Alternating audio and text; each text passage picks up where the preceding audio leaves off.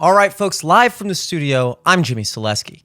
And today I want to talk about, this isn't exactly what I like to call new news, but it is fairly recent news. And this, of course, is that Trump and Biden have officially agreed to two presidential debates for the upcoming election. The first of which will be hosted by CNN on June 27th. That is just over a month away. And the second of which will be hosted by ABC News on September 10th. So I want to get into that. I also want to mention that for the time being, Robert F. Kennedy, RFK Jr., or if you're a super cool guy who knows him personally, like apparently everyone in the media pretends to, Bobby Kennedy, does not currently qualify for either of these debates. So as it stands at the moment, the CNN and ABC debates will be just Trump and Biden. Now, that is probably what most people expected, including myself. I do think it is an important point of note, though, before we dive into Trump and Biden, to at least address or take a look at the RFK situation. I pulled up an article from NBC News with the headline, RFK Jr. accuses Biden and Trump of colluding, quote, colluding to exclude him from debates.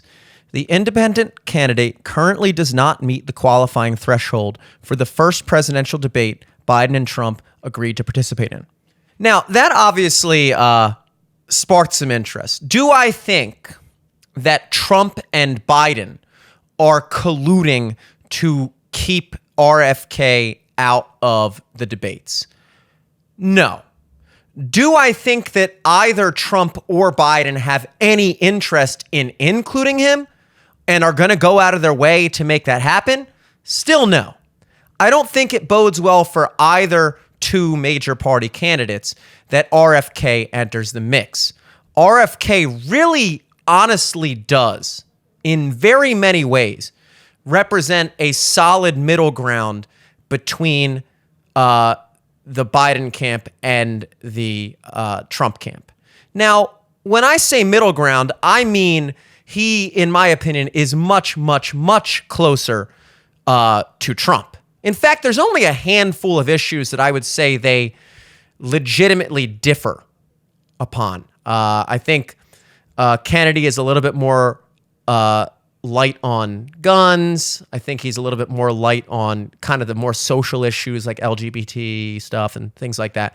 But for the most part, in terms of their kind of want to attack the system, the media, the corporate elite and everything like that, they are both enemies of the system in very many ways. Biden is not anywhere close to that camp. In fact, he's the polar opposite. He is the system through and through, whether he knows it or not.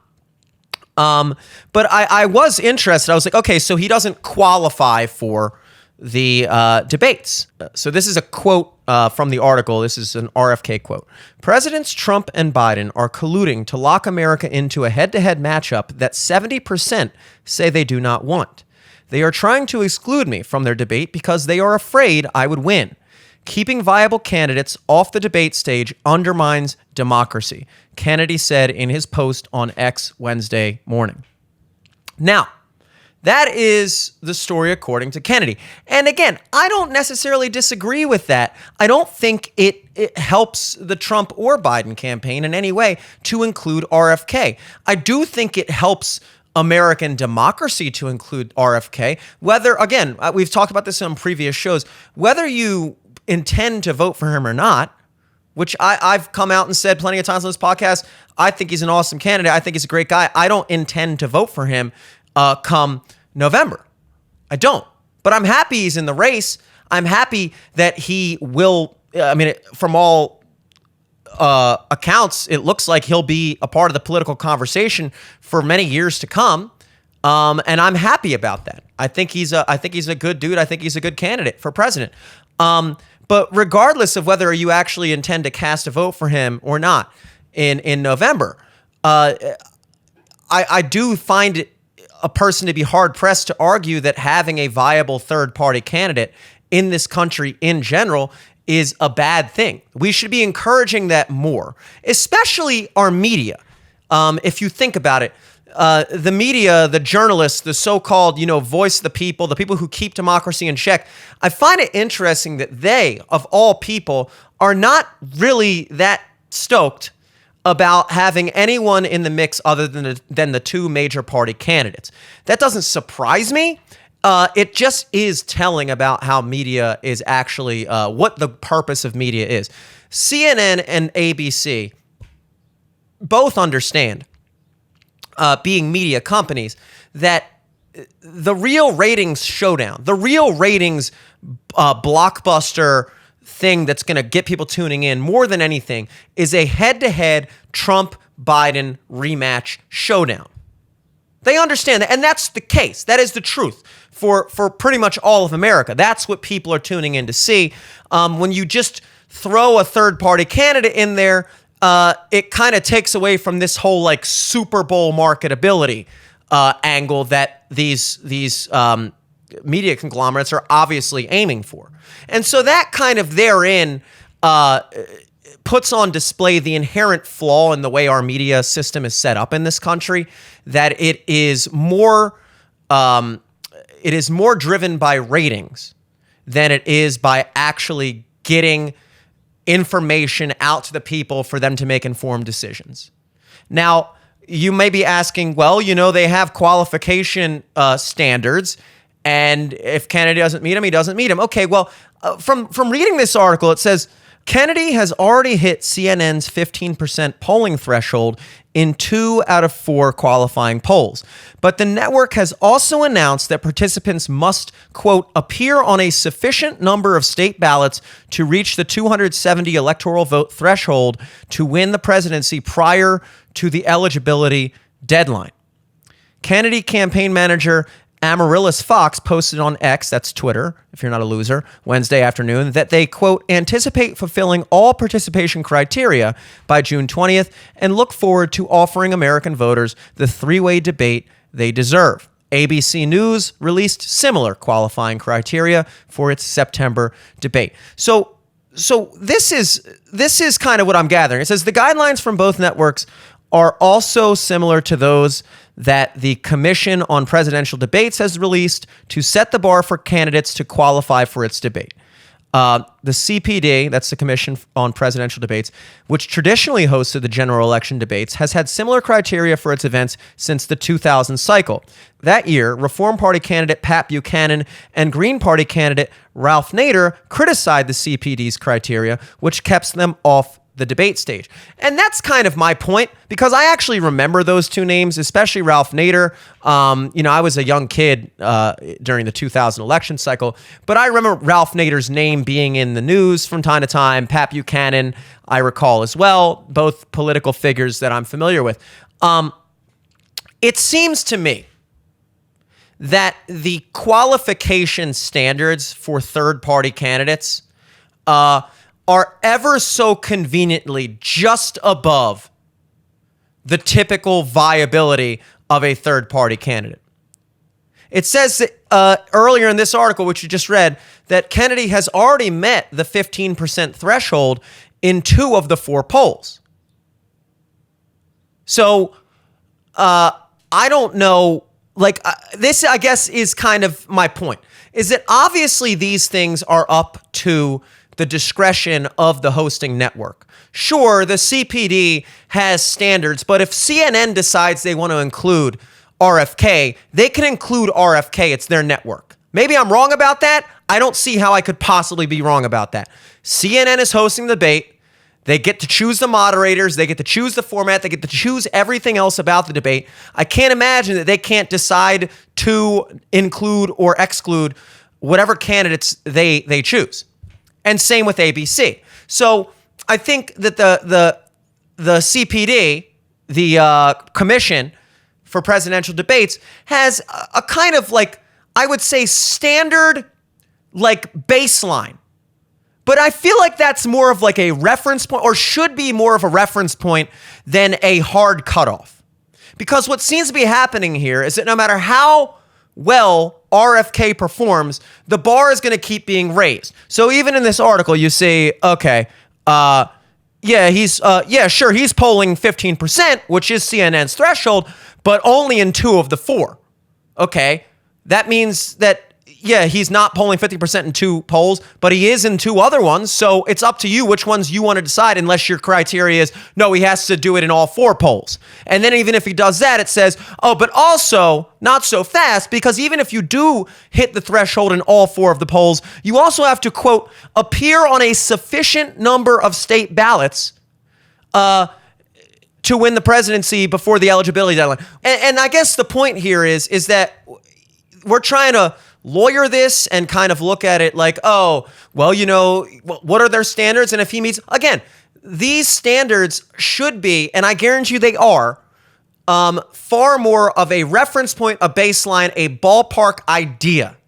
And whether they choose to abide by these guidelines strictly or not, the unavoidable reality of these guidelines is that they are very clearly set up to exclude anyone who isn't a major party candidate. I mean, if you think about the purpose of a debate, from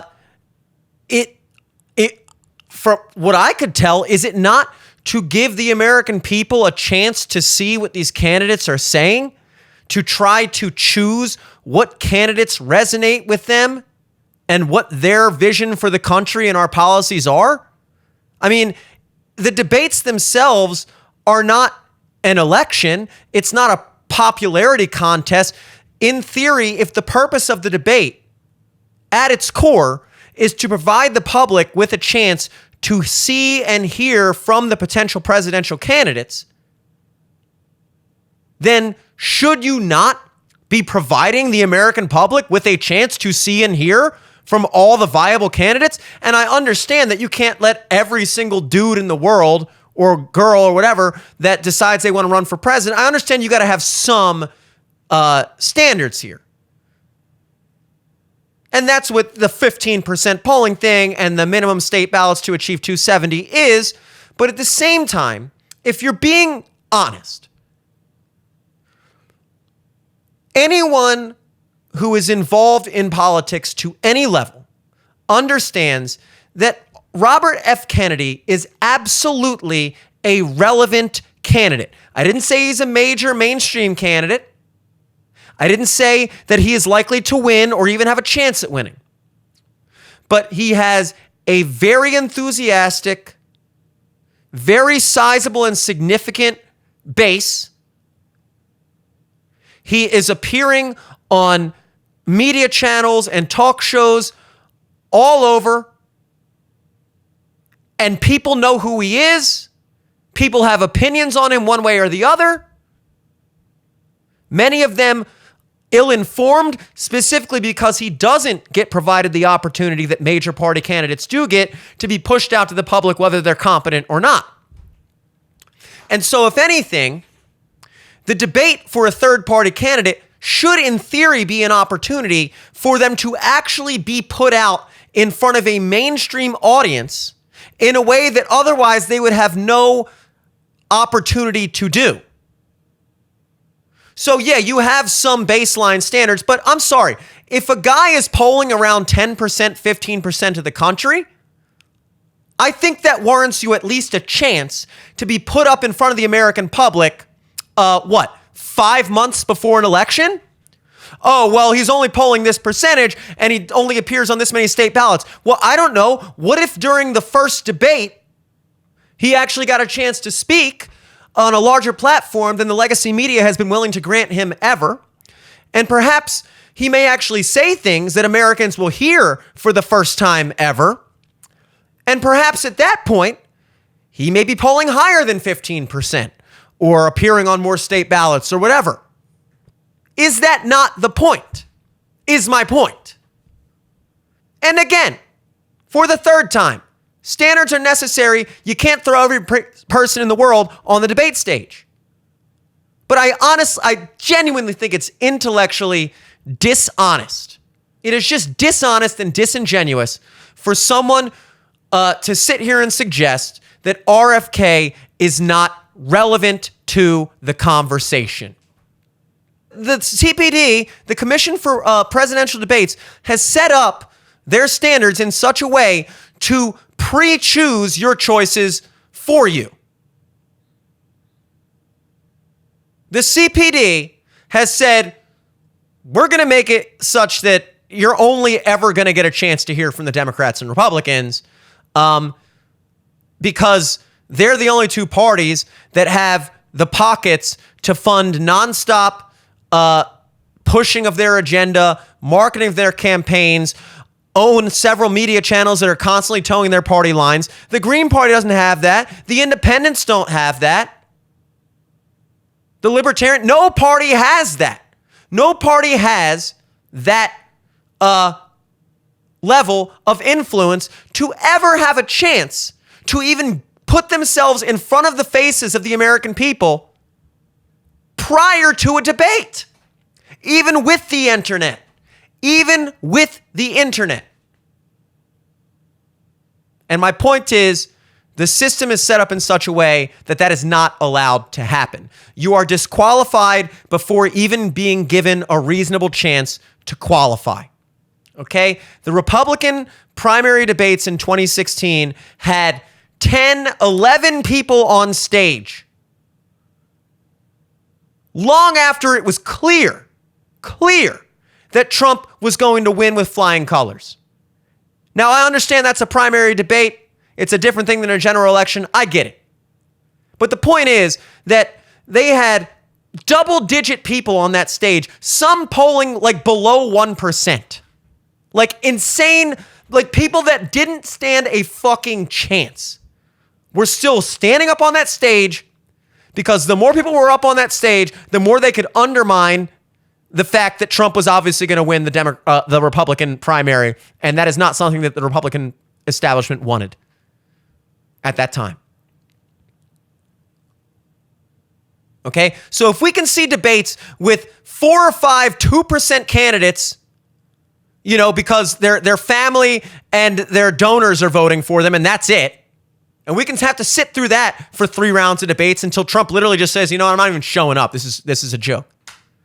Then I'm sure Americans can handle a debate where somebody is polling at 15% and maybe sliding just under the threshold of state ballots required by the arbitrary thresholds of the CPD, and maybe even be given a chance to, I don't know, appear on more state ballots once people get a chance to freaking hear him speak. I don't think it's Trump's fault. I don't think it's Biden's fault. I don't think that it is to either of their advantages that it was any other way. I think that the networks understand it's not to their advantage to kind of dilute the debate down to something other than just a clash of two titans representing the culture war in the United States, the rematch of 2020. Like, that's what they want it to be. This is the Super Bowl. It honestly is. This is the Super Bowl, okay? And having a third-party candidate in there kind of just takes the wind out of the sails a little bit. It does. And again, if this country or if the news and the journalists and the media companies cared about actual democracy, that would come second to making sure that all viable candidates have a platform to speak to the American people. But that, of course, as we know, is not the case. So there you have it. So don't hold your breath waiting for RFK to pop in on the debates come this summer and fall. Now, moving on into the people that will be in the debates. This, again, has been confirmed by Trump himself on, I guess, Truth Social, because he refuses to come back to to Twitter, unfortunately. As much as I would love him to come back to Twitter. But he posted this on Instagram. He says, "It is my great honor to accept the CNN debate against crooked Joe Biden, the capital worst president in the history of the United States and a true threat to democracy on June 27th. Likewise, I accept the ABC News debate against crooked Joe on September 10th. Thank you, DJT." I love that Trump, it's so awesome that we have a guy in his late 70s like Trump on such a large platform, probably the largest platform. You know, he's the most famous man in America, for better or for worse. There's not a single person on the planet that doesn't have an opinion about him, at least in Western society. And he still types like your grandmother. They just like capitalize random shit at places. It's funny. It's funny to see him tweet like that. And because it's Trump, it's cool. And it almost makes me wish I tweeted like that. Like, you know, my generation, millennials, zillennials, Gen Z, we type in all lowercase because we don't want to let on that we care. Because pressing the shift button to capitalize a letter is like, you're a tryhard, dude. Every band releases a song now, everything's in like lowercase letters. It's like, yeah, I cared to write this entire album, but not enough to capitalize a letter. I don't have the time or the emotional availability to press the shift button. It's just like, whatever, man. It's just music. I can't stand that.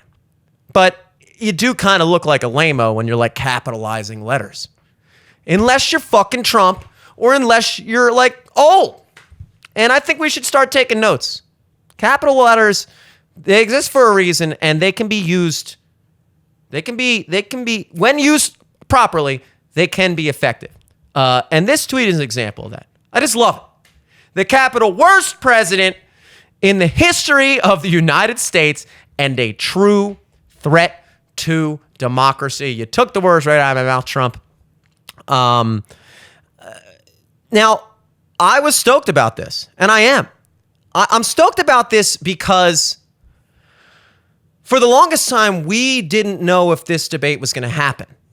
The Biden campaign, the Biden administration, because when we asked Karine Jean-Pierre about this a few months ago, whether or not Biden would debate Trump, her response was, I can't speak to that because she apparently has no idea whether or not Biden intends to debate Trump. She is the White House press secretary. She is the mouthpiece for the president.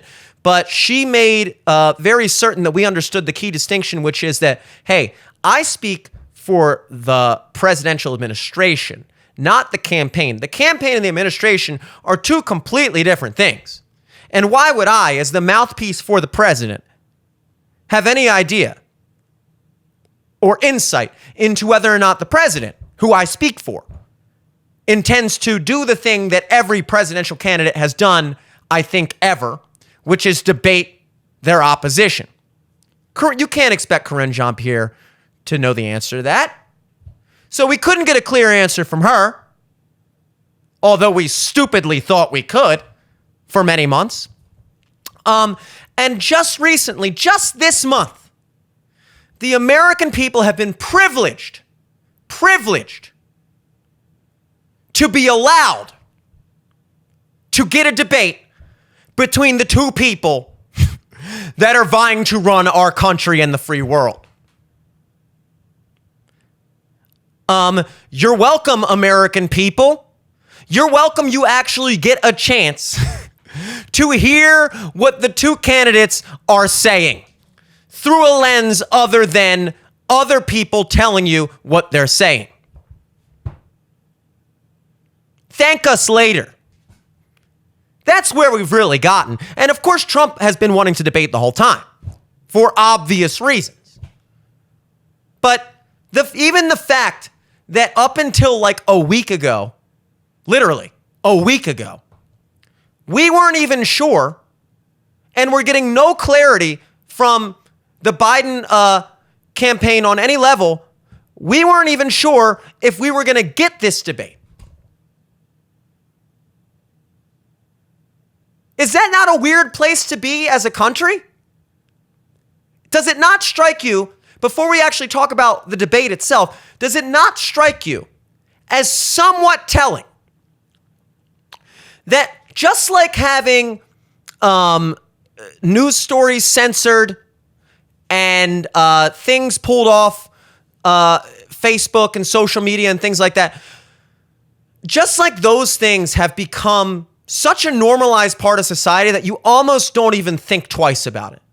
You post something it gets taken down and you're like, yeah, well, Twitter or it's Instagram, you just can't post. You post something and immediately there's a big banner underneath that says, context, actually, if you look at these, you do something about COVID and it's like, well, actually the CDC has, it's like, it's become such a part of our culture in this day and age to have every single thing we do and say online have to be spun through the lens of somebody's narrative.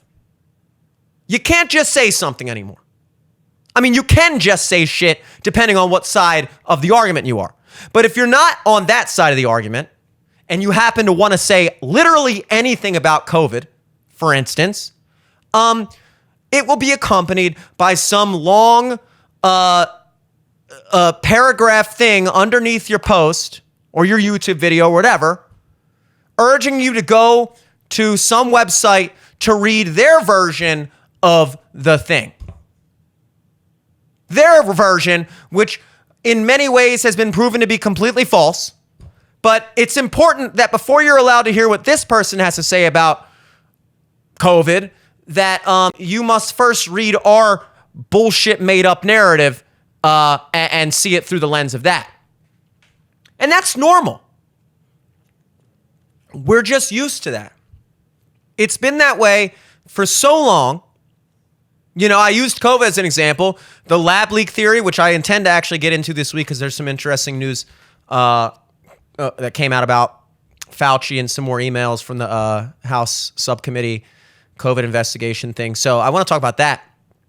But just the trying to get Rogan removed from Spotify for having doctors that literally developed the vaccine technology that was used in the Pfizer and Moderna vaccines for COVID, and then people trying to get him removed from Spotify, and then also the lab leak theory. If you posted on Facebook in 2020 that the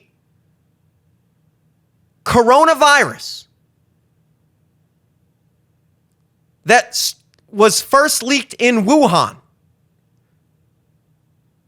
was actually leaked from the Wuhan coronavirus lab in Wuhan, as opposed to coincidentally leaking there from a bowl of bat soup and pangolin fries. If you posted that this virus that was currently being synthesized in the lab across the street happened to come from the lab across the street, that post would be removed from Facebook as misinformation. You could not say that for a significant period of time in 2020. Why? I don't know. It's an obvious truth that we are only finding out more and more to be the obvious truth every day, despite how much they don't want to talk about it anymore because it's an obvious truth. Not only that is the case, but also that they blatantly lied about it to cover their own asses. And hopefully, God willing, all that will come out. But perhaps I know better to think that anything's going to happen as a result or consequence of any of that. But regardless, the Hunter Biden laptop story was actively pulled down from Twitter, not under Elon Musk's ownership, but while Jack was still in charge during the 2020 election cycle. It was harmful to the Biden campaign, and it was just pulled down. It wasn't untrue. It wasn't an untrue story. It was just not a good look for Biden. And so the New York Post was suspended indefinitely from Twitter. And here's the weirdest thing about that story, if I recall. Correct me if I'm wrong, but I'm pretty sure that the deal that Twitter offered, that Jack and Twitter offered to New York Post in order to reinstate their account, was that the New York Post had to go in and delete that article themselves. And then and only then would their account be reinstated. Now, Twitter obviously has the power as Twitter to delete the account from New York Post's page. But in some very weird Orwellian 1984 like compliance demonstration, they said to New York Post, no, you have to delete it.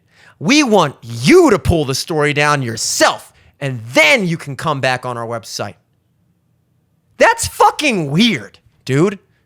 That's literally like, I say 1984, if anybody's familiar with the book, at the end of the book, if you were found to be like a thought criminal, like somebody who went against the narrative, who didn't believe in the Matrix or whatever was going on with Big Brother watching over you and didn't follow the party and whatever, they would put you in political prison and they would torture you, and they would not kill you. They would not kill you until you loved the party. So it wasn't enough for them to just find someone who didn't agree with them and thought for themselves and disappear them. It wasn't enough. No, they needed to make sure that before they killed you, you were a follower of them. And so they're torturing the main character and they're for like, doing all this shit in prison and getting him to confess to being this and that. And only then do they kill him. And that's kind of what reminds me of the New York Post Twitter thing. That kind of weird, it's hard to understand, but that, I feel like that's a good example of that. It's like, no, we want you. We want you to pull it down. We want you to admit that you were wrong for posting the story. That, again, was true. That's the other thing. It would be one thing if it was a fake story and New York Post just posting bullshit, and then Twitter was like, no, we want you to own the fact that you're posting bullshit and delete it yourself. That would maybe be one thing, although still very like principal's office-y, like who the fuck are you, dude? Just delete the post and let's move on and suspend my account for a week or whatever. But like this whole like, no, I want you to go to your room and think about what you did, and then you can come back down here and apologize. That's the vibe. But especially when the story is true, that's the level of and nobody cares. I mean, people care, people talk about it, but it's like one of those things. It's like one of those things that we're just, at this point, it's just normal. And again, despite that long side tangent, it's not normal for the American people to not even know if they're going to get a chance to hear their presidential candidates speak to the issues and debate. That is not normal. I don't know if or when that has ever been the case before, but that is the place we're at now.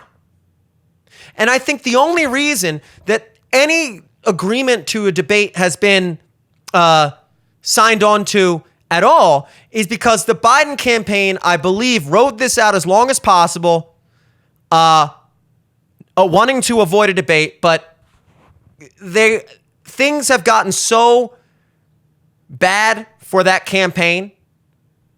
Things have gotten so bad, as we talked about last week, for the Democratic brand in general, that if they were to double down and say what I think they really wanted to say, which is, we're not even going to give that monster the time of day. What, I'm going to stand up on stage and debate with him just so he can spew his hateful rhetoric and lies? And there was a time in this country that I think people would have been like, yeah, he has a point. Yeah, so, you know what? Yeah, that's true. That's true. Why even give Trump the time of day? He doesn't have anything of value to say to the people. He just wants to spread hate and lies and misinformation. And there was a time when they could get away with that. They probably could have gotten away with it in 2020. But not anymore. Not anymore. Biden has lost the crowd. You know, when you see like a roast battle, or like you watch wrestling, professional wrestling, or you watch like a rap battle or something, and you can tell like when somebody loses the crowd, and then the crowd starts to switch and start fucking with the other guy more. They're like, actually, no, we start to like this. You can kind of get that vibe in America. You're kind of starting to get that vibe that he's lost the room a little bit. And so he doesn't have the position of power. He doesn't have this moral high ground to play the get out of debate free card. He doesn't. Now, you do have to imagine that there is a reason why Biden withdrew from the original 2 scheduled debates. And I've heard a lot of different stipulations that were proposed by the Biden campaign, including that each candidate would not be able to speak at all, like the microphone will be muted while the other candidate is speaking, which I guess on the surface sounds like something, but in reality, when you think about it, it's like, okay, so this is just a way to make sure that Biden can get his talking points out, say whatever pre-written line he has for whatever the questions that are thrown at him, and not get thrown off, not be able to be called out if he says something bullshit. Now, obviously, that goes the other way against Trump too, but that's Trump's wheelhouse. If you put Trump in a situation where it's just like back and forth shit talking, Trump wins that 11 times out of 10. But to try to work a format where it's just going to be 2 campaign speeches side by side, not even a debate. That's not a debate at that point. It's just, okay, here's the questions for the debate. Mr. Biden, say your thing. Mr. Trump, say your thing. Okay, moving on. Maybe you get like a response to what each other said, but there's not like a real discussion going on there. I don't know if that was what ultimately wound up being the format. I'll have to look into that. I can't imagine Trump would have accepted that. Trump says that he's going to demand a drug test. This is hilarious. And honestly, kind of genius. I don't know if it's going to fly, but... No, I have fake Tapper is the, they said, I just want to debate this guy, awesome. But, you know, and I'm going to demand a drug test too, by the way. I am. No, I really am. I don't want him coming in like the State of the Union. He was high as a kite. I said, is that Joe up there? A beautiful robe? And by the end of the evening, he's like, well, it was exhausted, right? No, we're going to demand a drug test. But fake Tapper and these people, they're going to be fine. They're going to be fair. I think they're going to be fair. And if they're not, you know, you have to deal with it, right? You have to deal with it. Okay, so some of you may have seen that. Let's pop on Biden's challenge to Trump. Now, this is after he had announced that he was not going to participate in the previously scheduled fall debates. And he releases this challenge. Donald Trump lost 2 debates to me in 2020. And since then, he hadn't shown up for debate. Now he's acting like he wants to debate me again. Well, make my day, pal. I'll even do it twice. So let's pick the dates, Donald. I hear you're free on Wednesdays. And you can see even there, it's like no more than 1 sentence at a time. It's like 4 words at a time. Edited, boom, boom, line, boom, boom, boom, boom. It's like even there, the challenge that was released by the campaign is a pre-recorded, edited, scripted thing with some weird joke at the end that's like, I hear you're free on Wednesday. I don't know what that means. I hear you're free on Wednesdays. Is that like a joke about maybe Trump's court case that they don't have court in session on Wednesdays? I don't know. Even that's kind of like a low blow, because with that thing where the judge makes Trump have to show up to every day of the trial for 1.5 months for the Stormy Daniels thing, for arguably one of the most ridiculous currently pending trials that he's undergoing. And he has to show up in court every day for that because of the completely non-biased judge. And so he makes a jab about that, which even makes him look worse, because like, the only day you're free is Wednesday because we're completely fucking you. But yeah, we can debate on that day if you want. I hear you're free on Wednesdays. It's like, but even that. So it's like an obviously scripted, obviously edited, chopped up thing to make him look like something he's not. And I think at this point, I will, I guess, kind of conclude the whole thing by saying this is a time when we have to start unironically considering alternatives to the traditional debate structure. And I don't think that the direction we need to go is by making them less of a debate. I think we need to make them more of a debate. I don't think we need to go in the direction of making it less of a natural conversation. It's already a very unnatural conversation. To have it in a live format where the goal is to get, good one-liners and sound bites in there to get a reaction from the crowd, to make it look like you said something awesome, to like zing them when they say something back and forth. That's not, yeah, sure, that's a debate, but I'm not really convinced that these are effective means of getting people's points across. And people have kind of batted around in the past, like, why not have them on Rogan, or something like that? And it's kind of always been taken as like this, like, ironic, like half joking type of thing. But I'm legitimately asking what the argument against that is. We already discussed earlier in this show that to call news organizations like CNN, Fox, MSNBC, and the like mainstream media is a misnomer. By definition, they are not mainstream media. I can think of so many independent news shows that get millions more views on a regular basis than Jake Tapper, Anderson Cooper, Wolf Blitzer, whoever's on Fox anymore since Tucker Carlson, I don't even know. And yet, for whatever reason, it's just completely out of the question that any of these far more mainstream, far more trusted figures in the American political conversation, just the American cultural conversation in general, just people that we're more familiar with, guys like Rogan that are not blatantly one way or the other. Like, obviously everyone on CNN has a blatant bias towards the left, whether they admit it or not. Obviously everyone on Fox has a pretty blatant bias towards the right. And so you combine the fact that you're taking two, very partisan options, whether you're going to go with the liberal partisan media groups or the conservative partisan media groups, and then you add in, just for fun, the fact that also these people are way less popular, they're way less listened to than a guy like Joe Rogan, who people, liberals and conservatives, listen to Joe Rogan. Can Anderson Cooper say that? Can Judge Jeanine Pirro say that? Can Wolf Blitzer say that? No. Can Rachel Maddow say that? No. But yet, when you're talking about hosting a presidential debate, it's just a given for so many people that it has to be CNN, it has to be ABC News, it has to be Fox with Sean Hannity. It's like, we need to move past that.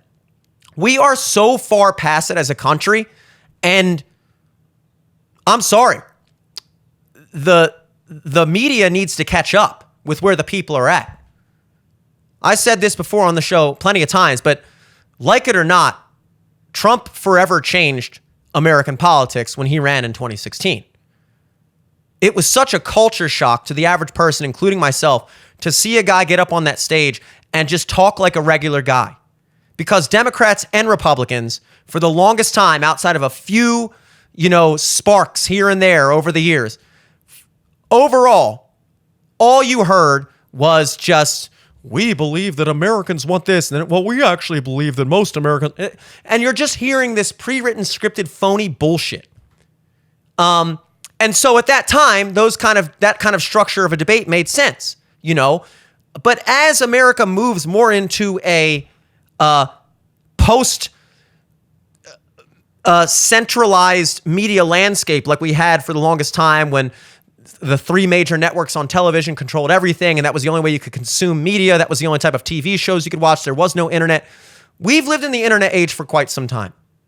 The media landscape is vast. It's almost infinite. And the idea that we just arbitrarily just ordain these major networks with a completely undeserved, a completely unjustified or irrational level of authority to control the conversation, it doesn't make sense anymore. It literally doesn't make sense. Oh, well, I don't think Rogan would be a good moderator. I don't think that that's fair. He's like, I don't know. Again, okay, sure. Maybe Joe Rogan personally, specifically isn't this super highly educated person with all the issues. I guarantee you, if you gave him some time to formulate, questions that are obviously going to be predetermined and things like that, and just as a moderator, even the idea of doing it on a stage, why is that necessary? You don't need to do that anymore. The world of podcasting even has opened up this entirely new format of long-form conversation. Okay, you watch the Johnny Carson show, you watch late night shows all through the 50s, 60s and on, and everything is very like bing, bang, boom. We're going to go to commercial break. This predetermined question, here's your one-liner to say to that. Here's this softball question. Okay, punchline, blah, blah, blah, blah, blah. All right, next guest. And then we moved, about 10 years ago to this immense popularity of people wanting to see their favorite people, whether they be celebrities or politicians, sit down in a long-form, natural conversation and hash out ideas in a legitimate and authentic way. Not talking points, not zinger one-liners, just actually formulate a concept from start to finish.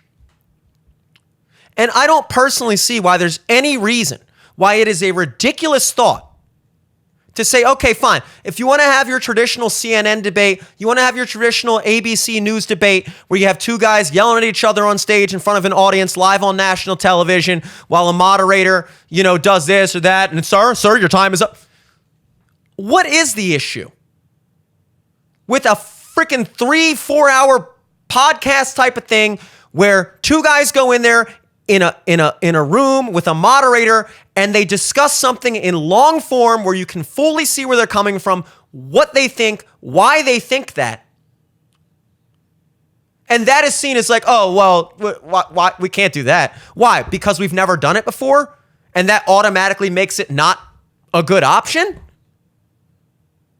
How can you possibly make the point that the traditional style of debate format that we've been doing for, decades, ever since television was invented, and radio before that, I guess, how can you make the argument that that is a more effective means of average Americans to be able to completely understand and empathize with both candidates, to truly see what they're saying, to truly make a judgment if they're full of shit?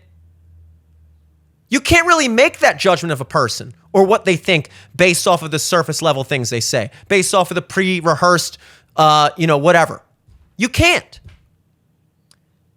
And yet it's just completely out of the conversation for whatever reason.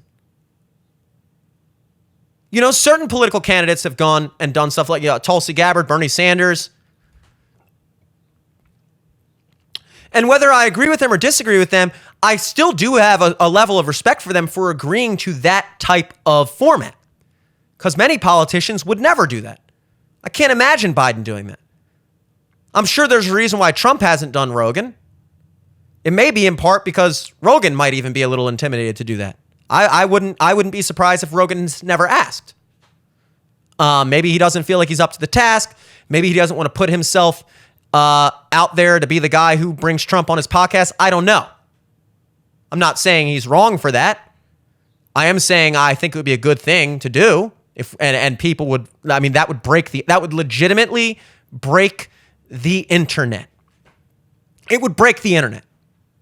Can you imagine if Joe Rogan announced on his Instagram tomorrow, episode 3094, whatever they're up to, Donald Trump?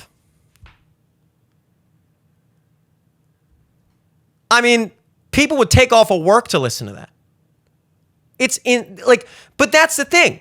These obvious things that people, there's a reason for that. There's a reason for that. Because people trust that format. People intuitively and innately understand that format to be the most authentic format of conversation, to truly get a read on someone and what they think. And the fact that that has been so dismissed in quote unquote mainstream culture as a legitimate alternative to whatever bullshit canned and packaged style of debate and conversation we've been accustomed to. The fact that that has been so nonchalantly dismissed is a problem. The fact that there is such a high demand for that it would literally, like I said, break the internet if it were to so much as just happen, tells you that maybe that's what should happen then. if that's what people would be most stoked to see, and that's what people deep down believe would be the most effective style of communication, then why shouldn't we begin to demand that and expect that? Are we not the ones that you're vying for our votes? Are you not the one working for us? The presidential campaign, the presidential debates are a job interview where we're the ones conducting the interview. Why do you think you should be president? What makes you think you're ready for this type of job? What experience do you have? How do you feel about this? How do you feel? We're the bosses here, guys. And I'm not saying everyone in the world agrees with me that this would be the ideal way to do it, but why is it at least not one of the, why do we need 2 or 3 of the same exact type of debate every election cycle? Okay, fine. Do your CNN one. Do your ABC News one. But then why not have one, a podcast with, I don't know, a guy like Tucker Carlson or a guy, maybe a liberal guy, whatever liberal guy you want that's more of an independent figure. Whatever, I don't know. Pick one. Pick somebody. Pick somebody and have a real conversation. A long form, real discussion. And see if that's even possible. Why is it not something that people aren't thinking about? Because just know that the only reason we're even getting these debates and the reason why Biden backed out of the originally scheduled debates is because whatever has been set up for this has been set up in such a way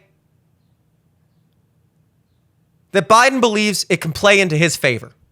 That it is setting him up for an opportunity to overcome whatever things that he's battling with and make a decent enough showing against Trump for these 2 events to go into the campaign unharmed.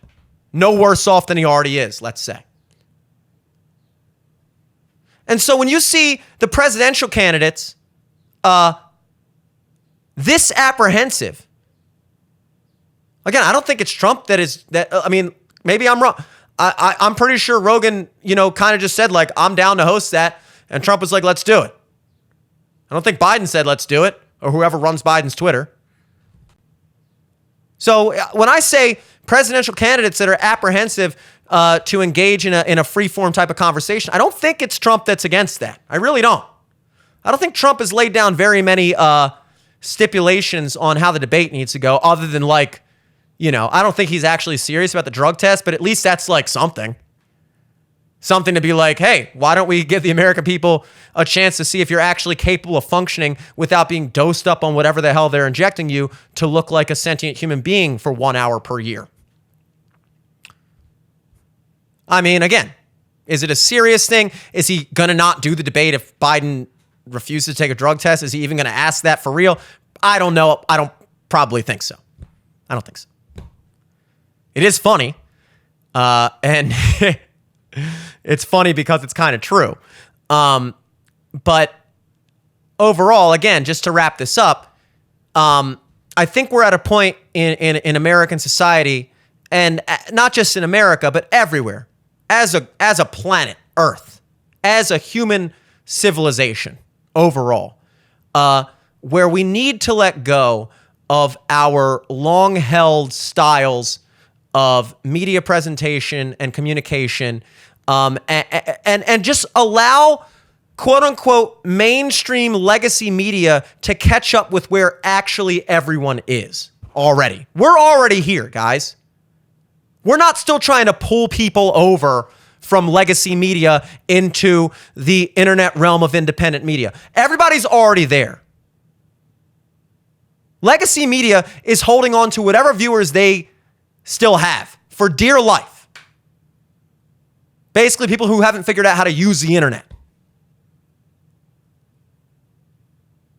So it's not like I'm arguing that we change the culture to move towards this style of media. We're already here. I'm saying, hey, since we're already here, why don't we demand that the people that are in charge of telling us how things are going to go start to actually present it in a way that we would actually want to see? Being as how it is ultimately us who are going to be the deciders of this election. As much as CNN and MSNBC and Fox and all the other people would love to believe it's them who get to decide the election. It's actually us. The power actually sits with us. I don't know why it was so easy for us to be convinced that it doesn't. I hope that this is the last year that this is the case, guys. I'm excited for the debates. I think it'll be fun. I don't think they matter. I genuinely don't. I think everybody's mind is pretty much made up or is in the process of getting made up based off of, again, what you're reading about every day on social media, what you're seeing right in front of your very eyes. And I'm not really convinced that there's anything that either of these two men are going to say in the span of an hour that is going to change anyone's minds. That's the other thing about these debates that I almost overlooked, which is this isn't the 60s anymore where your only contact with celebrities or politicians or anyone of note is like a talk show or an award show or a debate or something like that, or some televised event. You follow these guys on Instagram, Twitter, Facebook, whatever. You're seeing what they're saying and what they're thinking every day. Anybody who cares to know what Trump thinks knows what he thinks. And anybody who cares to know what Biden thinks, they know what his staffers think. So, again, this format of debate, of just getting them out there in this condensed, it's unnecessary. It's redundant. If anything, it's counterproductive. So if we're going to do something that is meant to elevate the conversation beyond where we already are in the age of the internet, where we already know what this guy's thinking and what this guy's saying, then why don't we actually do it in a format that elevates that conversation? And while we're at it, why don't we do that and include viable third-party candidates as well? And if you, like I am sitting here thinking, I can't think of a single person who would not immediately pop that shit on and watch it and listen intently, then you've answered my next question, which is, why the fuck aren't we already doing it then? Just a thought. Doesn't hurt that it's a good thought, and probably a necessary one. Live from the studio, my name is Jimmy Selesky. Thanks for tuning in. As always, new content on the channel Monday through Friday. Hit us with a subscription, please. It's the best way to see when we release new content. Leave us a comment. Tell me what you think. Always happy to hear it. Love it or hate it. It's always good to know. And leave us a like. If you're going to leave us a dislike, I don't know. You can do it. But if you're going to leave us a like, please do. At LFTS Podcast across the board. Till tomorrow. Peace.